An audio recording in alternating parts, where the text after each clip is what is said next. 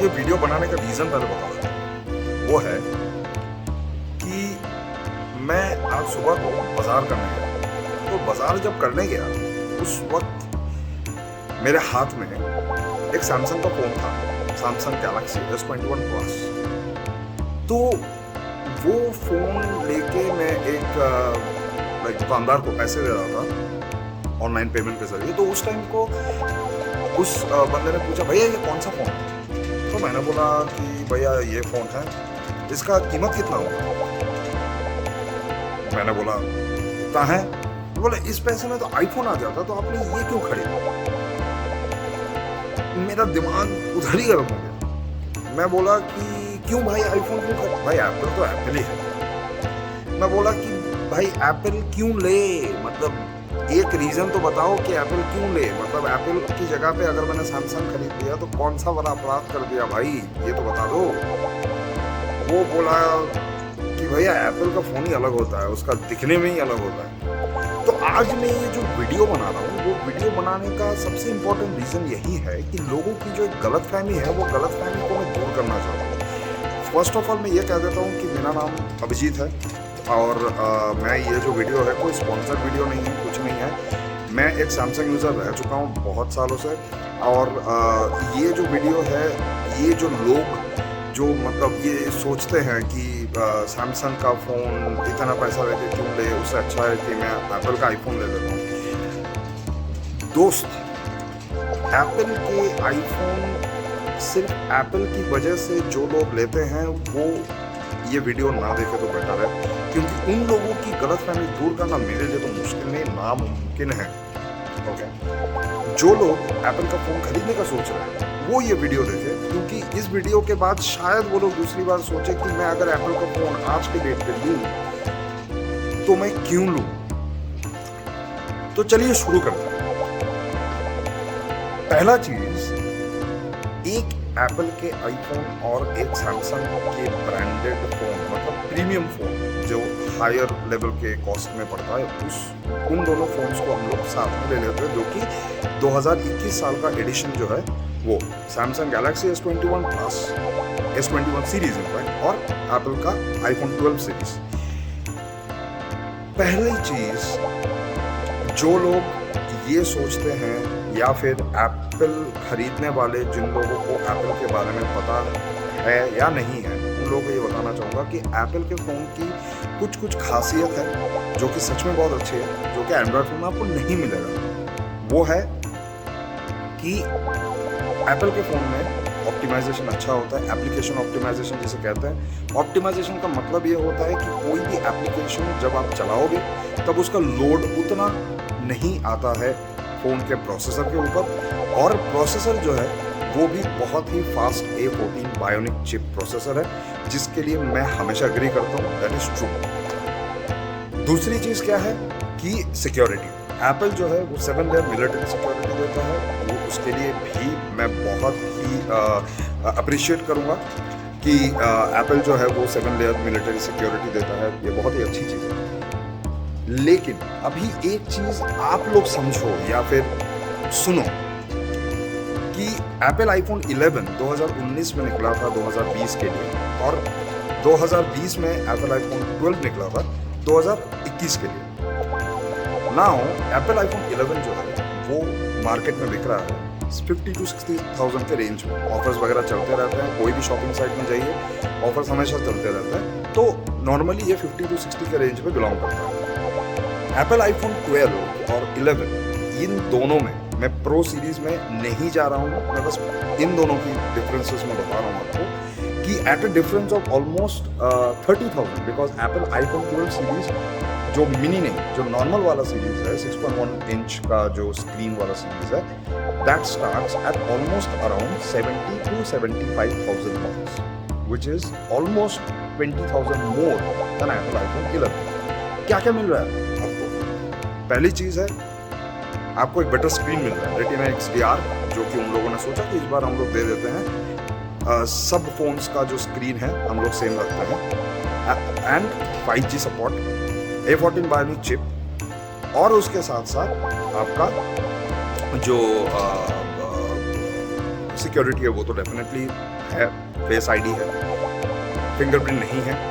सो अभी आप एक चीज़ बताइए कि एक नॉर्मल मिडिल क्लास इंसान मेरी तरह, ठीक है, जो कि अपग्रेड करने का सोच रहा है, क्या वो 20,000 रुपये एक्स्ट्रा देगा सिर्फ और सिर्फ इन चीज़ों की वजह से, जिसके डिफरेंसेस एटलीस्ट खाली आंखों से तो समझ में नहीं आता, ठीक है। 5G का सपोर्ट ऑब्वियसली कमिंग 2-3 साल में तो 5G अभी तक आने वाला है कि नहीं, आई डोंट नो। और उसके अलावा रेटिना XDR, LCD और रेटिना XDR में कुछ भी ज़्यादा डिफरेंस नहीं है। A13 और A14 बायोनिक चिप में भी उतना डिफरेंस नहीं है। एक नॉर्मल यूज़र मेरी तरह उतना डिफरेंस तो वो देख नहीं पाएगा।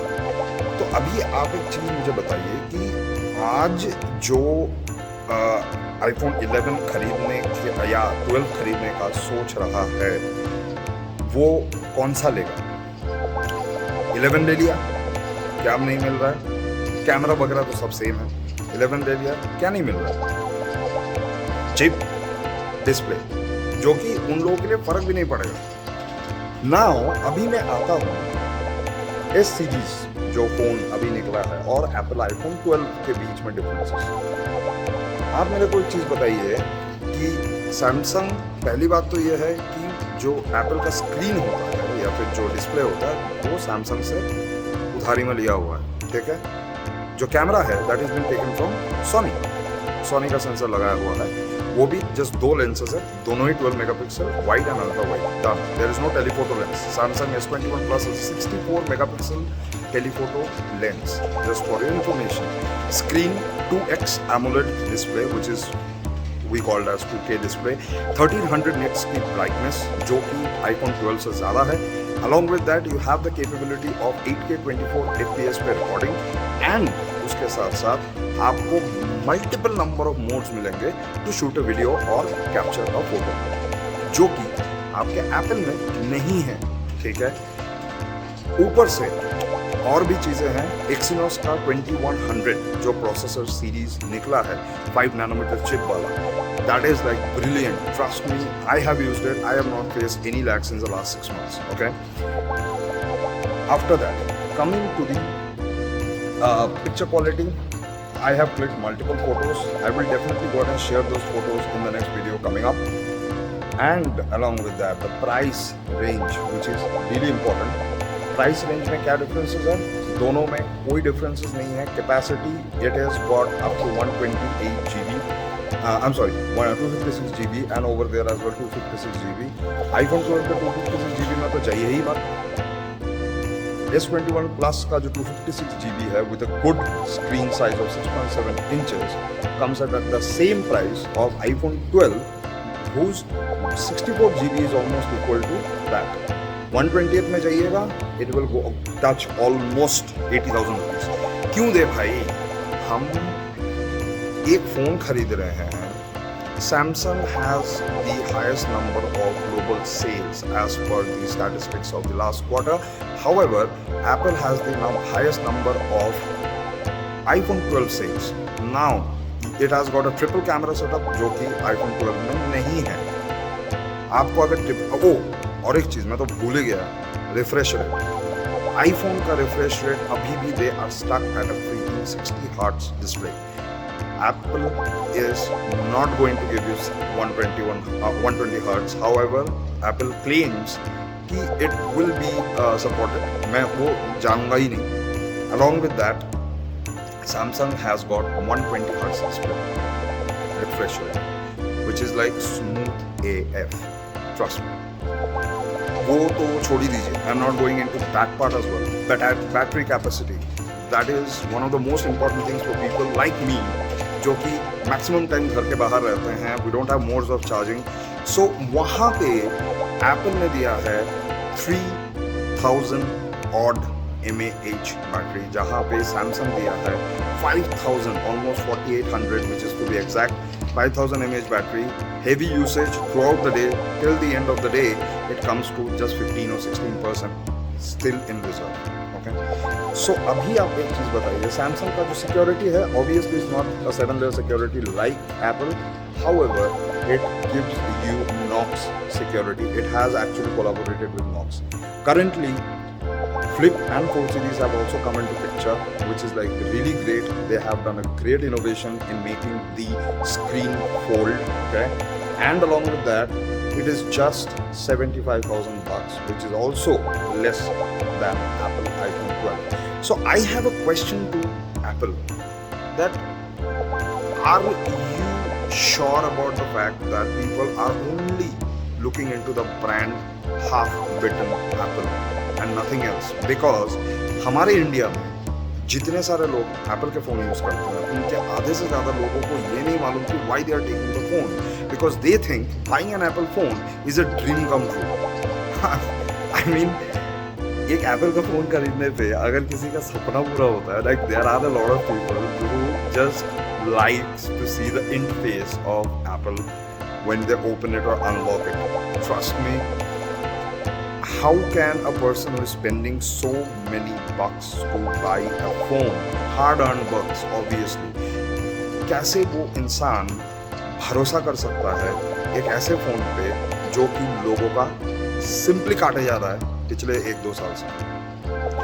See, I appreciate the brand. Apple is a good brand. Apple is a very good phone to use. But at least लोगों के ऊपर थोड़ा तो तरस खाओ at least.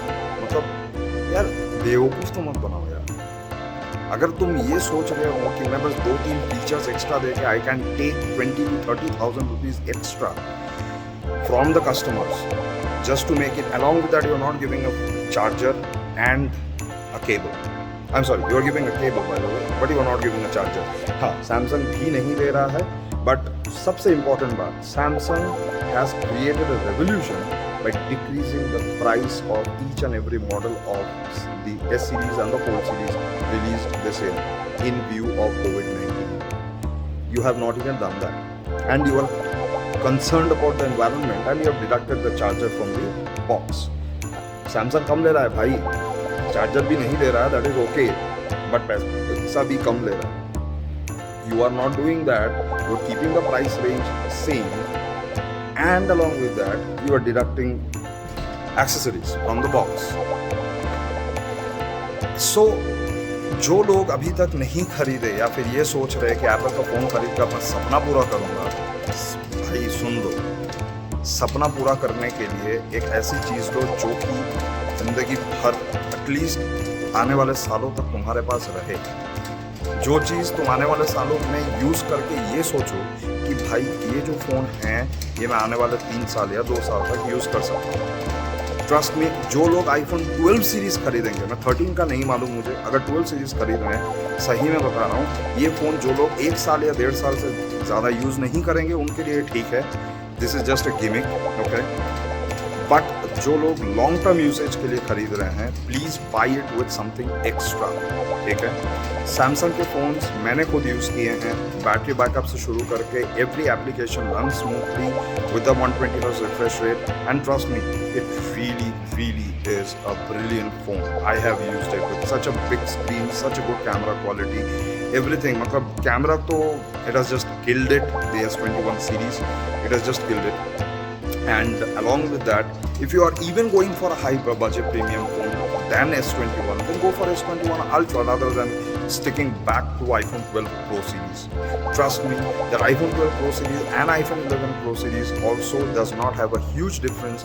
Same, just the LiDAR scanner which has been attached, and along with that a few other color options and nothing else. Just a 5G support, 5G connectivity support. Done. Samsung has given you Wi-Fi 6 connectivity support in S21 Ultra along with support for S Pen as well. So you can use it as a phone, as a notebook. That's your choice. So guys, मेरे को आप लोगों से यही request है कि जब भी आप कोई फ़ोन खरीद रहे हैं 70-80 हज़ार के ऊपर, लेने से पहले प्लीज़ एक बार वीडियो को देख लीजिए। एंड मैं आपको इतना बता सकता हूँ कि आपको उसके बाद मैं आपको गारंटी देके बता सकता हूँ कि आप एक बार भी हो तो सोचोगे ज़रूर कि आईफोन ले या सैमसंग ले। चलो जी चलते हैं। एंड आपको अगर वीडियो पसंद आई है, अगर आप कुछ कमेंट्स में कहना चाहते हो आपके व्यूज़, प्लीज़ कमेंट्स में डाल दो। I am always open to discussions and reviews.